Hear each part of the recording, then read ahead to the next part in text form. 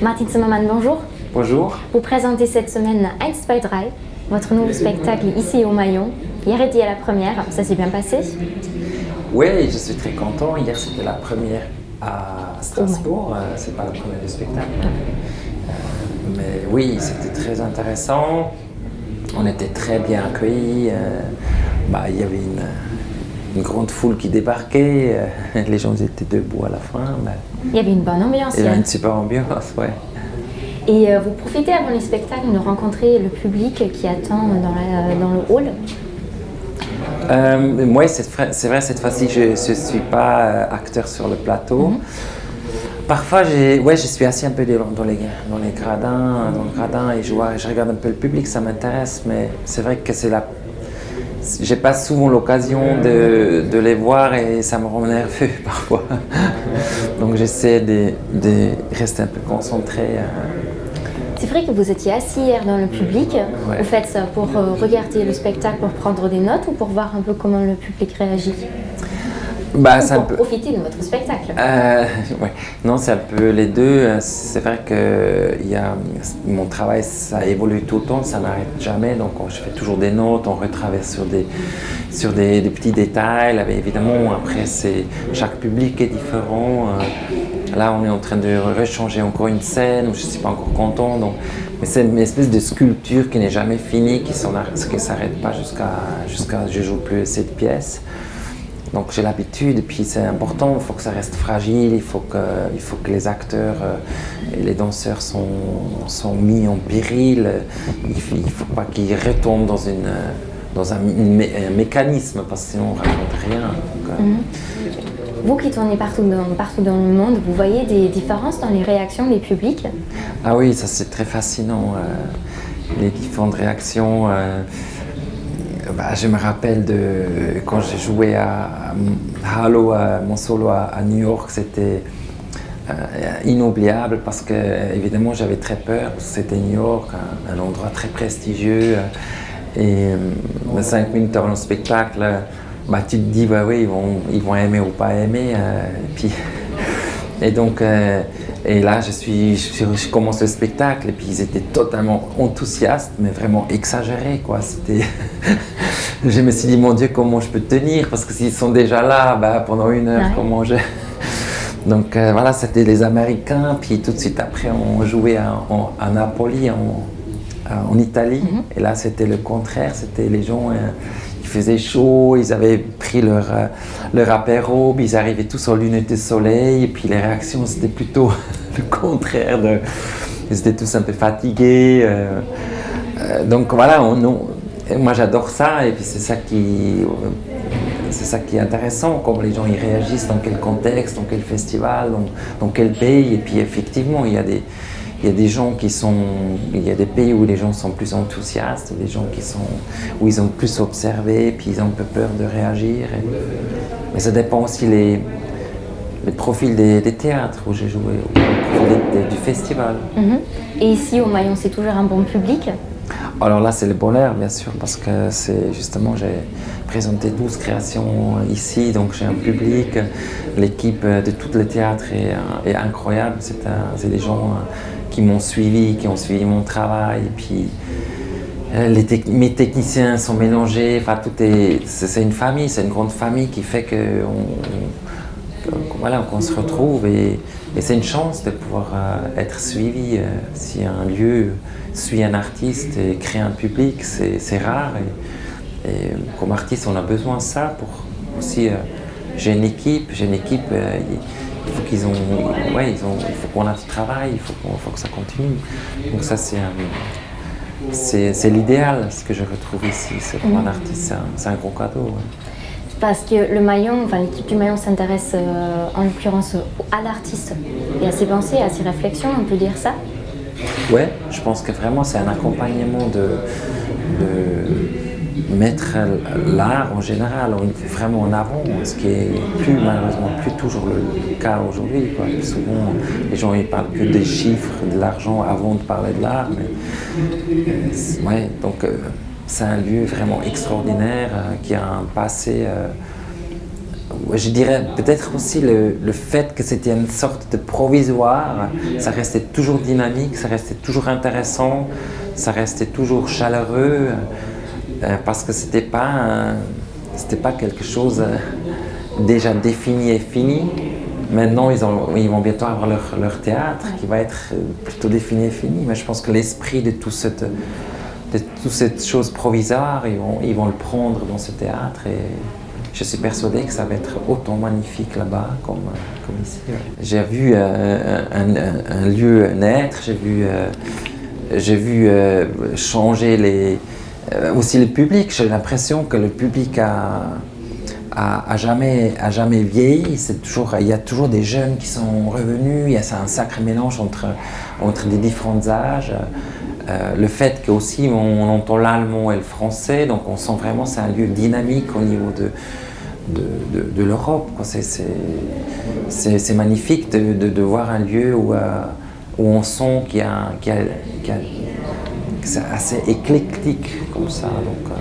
Donc vous ressentez ce projet européen dans le programme du Maillon? Ah oui, mais ça c'est très visible. Ça commence déjà dans le programme où il y a des différentes langues qui sont présentées. Puis moi, à chaque fois que je jouais ici, j'ai dû faire des rencontres en allemand et en français.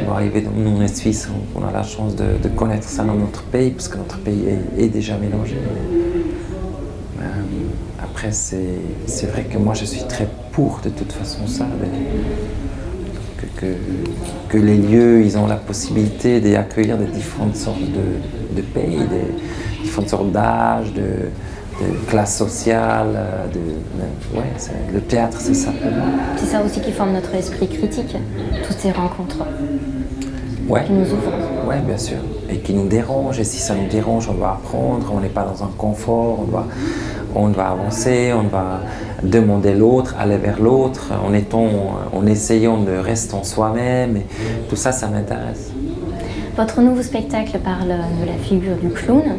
Qu'est-ce qui vous intéresse dans ce personnage?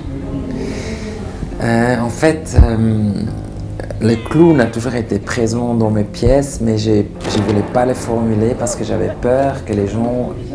En fait, j'avais peur de pouvoir formuler ce que c'est le clown pour moi, parce que c'est quelque chose qui est lié à mon enfance. J'ai toujours adoré les clowns et j'ai un grand respect, mais peut-être aussi presque trop de respect jusqu'à aujourd'hui, parce que pour moi, Charlie Chaplin ou Keaton ou Charlie Rivel ou Grog, c'est des grands clowns qui n'existent plus aujourd'hui. C'était des personnages incroyables.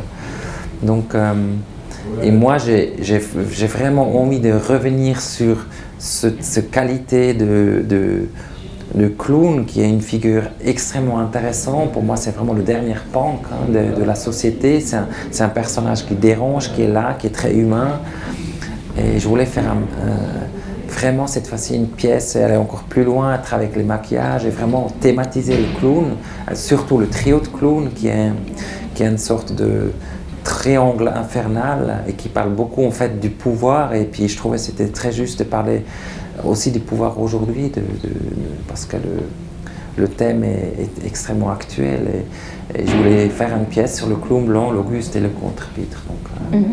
Et puis vous avez mélangé les formes, il y a du cirque, il y a de la danse contemporaine, il y a un peu de théâtre. Pourquoi avoir choisi cette forme hybride, on va dire? C'est un peu, pour moi, c'est toujours un peu difficile quand les gens ils disent que c'est mon théâtre et j'ai toujours mélangé tout parce que c'est ce que je trouve le plus naturel.